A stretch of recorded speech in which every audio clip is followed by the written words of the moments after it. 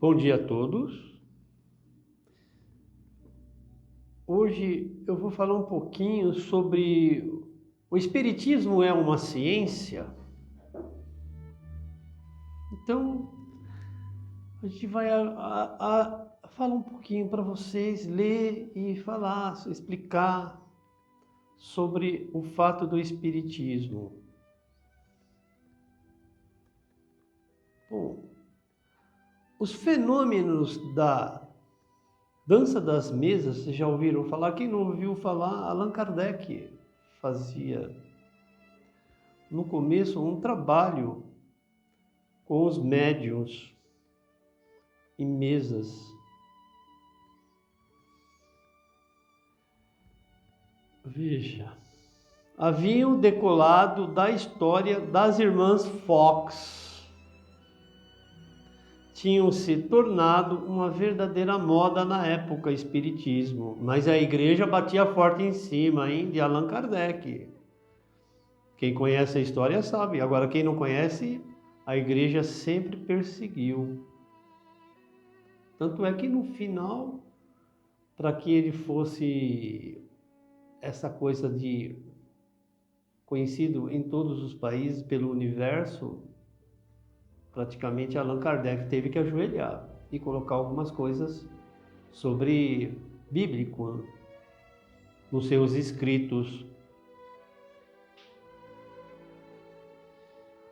Bom, em consequências, foram muitas vezes acolhidos com uma grande incredulidade, mas, não obstante, fizeram atrair a atenção dos homens da ciência, que se puseram a observar e estudar seriamente o fenômeno de espiritismo e energia.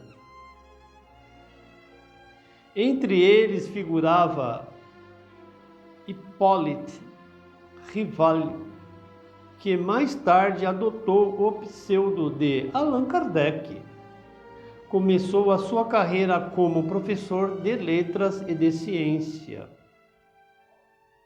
Excelente pedagogo, publicou diversos livros didáticos e contribuiu para a reforma do ensino francês. Ele era um professor, Allan Kardec, mas se interessou pelo lado espiritual.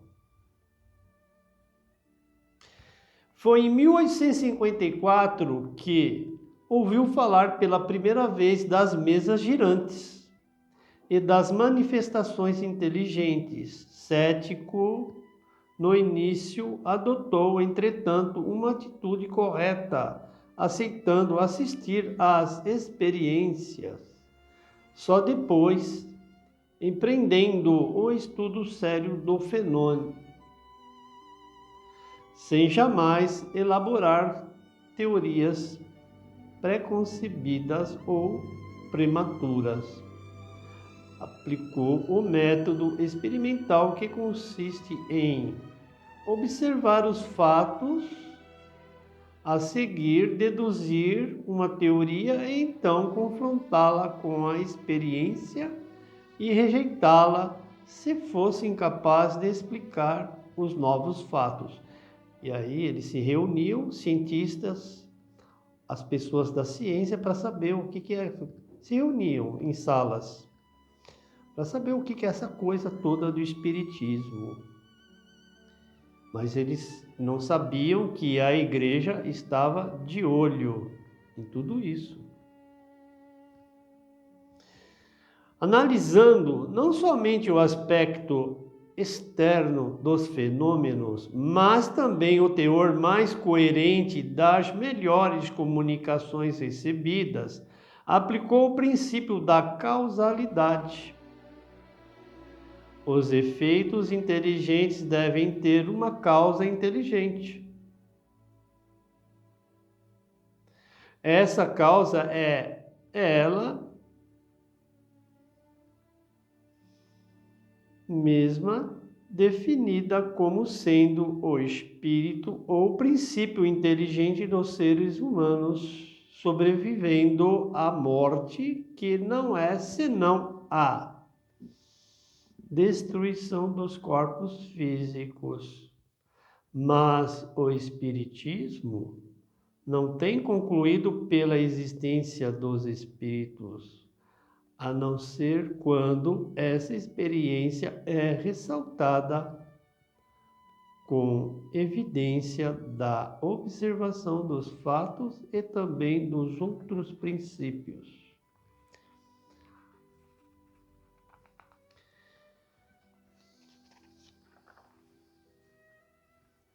Allan Kardec rapidamente descartou a infalibilidade dos espíritos que não sabem mais que quando estávamos encarnados entre os humanos. Não é porque alguém morreu que se torna sábio. Todavia, constatou que alguns dentre eles possuem um nível intelectual e moral bem acima da média terrestre, que se exprimem sem alegorias e dando às coisas um sentido claro e preciso, que não possam estar sujeitas a nenhuma falsa interpretação de seus ensinamentos. Lógico, aclaram, confirmam e sancionam por provas de textos das Escrituras Sagradas. Olha aí, hein? Escrituras Sagradas. E as noções filosóficas por esses muitos antigas. Os fenômenos, sendo naturais e universais, remontam à noite dos tempos.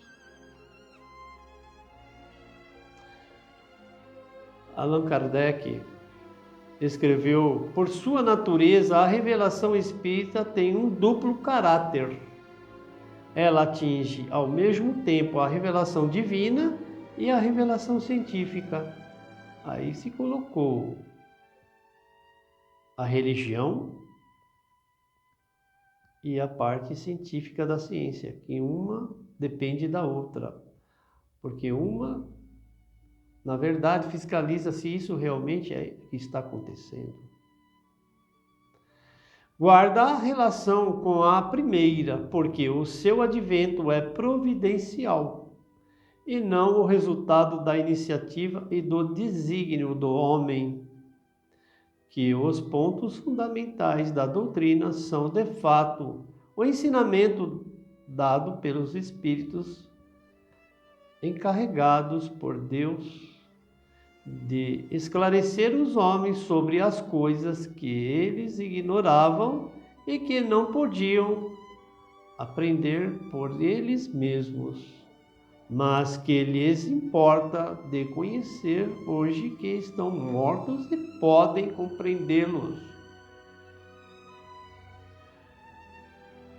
Muitas coisas aconteciam nas mesas, falavam mesas girantes, de vir entidades que não sabiam que não existia mais a matéria. Eles achavam que estavam entre nós e eram doutrinados, conversas, para lhe explicarem a situação, o que eles estavam. Isso acontece muito, hoje se fala em desobsessão. E se você baixa a sua energia, você acaba trazendo consigo. Por isso que tem casas que trabalham com a desobsessão. É isso que eu vou falar para vocês. É mais um pouquinho sobre Allan Kardec, sobre a doutrina do kardecismo. Poderia estar falando palavras lindas e maravilhosas para vocês, mas não é. Não é bem assim que acontece. Muitas coisas Allan Kardec sofreu demais. Ele tirou o sono na época de contrariedade e de não se explicar tudo aquilo que acontecia nas mesas, porque tinha o lado religioso e ele colocava o lado científico para saber sobre o fato de que realmente estava acontecendo. E agora eu vou fechar, mas antes de fechar, é só um aviso.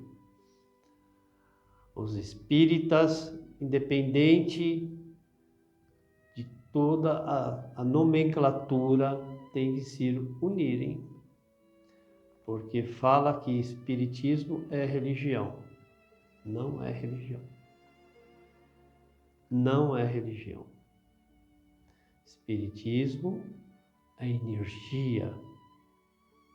Tanto é que a ciência, na época, estava aí para comprovar os fatos que aconteciam.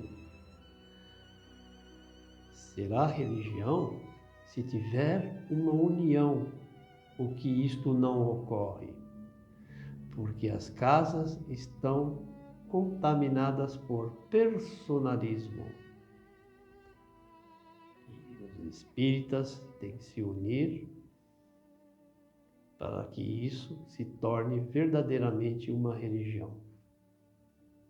Que assim seja, graças a Deus, e vou fechar com a Ave Maria, cheia de graça. Senhor é convosco, bendita sois vós entre as mulheres, bendito é o fruto de vosso ventre, Jesus. Santa Maria, Mãe de Jesus, rogai por nós, filhos do Senhor, agora e na hora de nossa passagem. Olha, veja bem, é uma casa espírita onde impera a Bíblia, a palavra do Senhor, porque sem esta palavra do Senhor nada acontece. É o poder da oração. Que assim seja, graças a Deus.